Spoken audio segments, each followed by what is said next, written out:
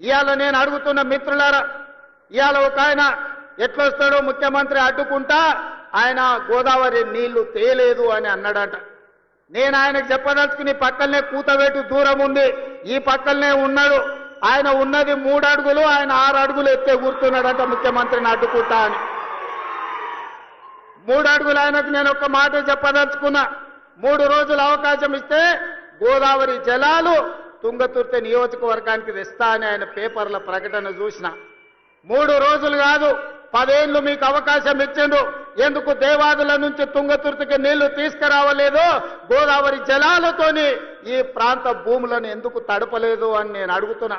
అందుకే ఆయనకు చెప్పదలుచుకున్నా, అయ్యా గ్లాసులో సోడా పోసినట్టు కాదు గోదావరి జలాలు తుంగతుర్తికి తేవడం అంటే. నీకు తెలిసిన విద్య ఒక్కటే, దొరగారి ముందల చేతులు కట్టుకొని గ్లాసులో సోడా పోయడమే, కానీ నీకు తెలిసిన విద్య అంతకంటే లేదు. నీ ఊరు మండలం చేసుకున్నావు, మండల ఆఫీస్ అన్న తెచ్చుకున్నావా? ఎంఆర్ఓ ఆఫీస్ అన్న తెచ్చుకున్నావా? పోలీస్ స్టేషన్ అన్న తెచ్చుకున్నావా? 10 ఏళ్ళు మంత్రిగా ఉండి నీ నాయకుడు ముఖ్యమంత్రిగా ఉంటే నీ సొంత మండలానికి ఒక ఎంఆర్ఓ ఆఫీస్, ఎంపీడీఓ ఆఫీస్, ఒక పోలీస్ స్టేషన్ తెచ్చుకోలేని సన్నాసివి ఇవాళ మా మందుల సామెలు తీసుకొస్తే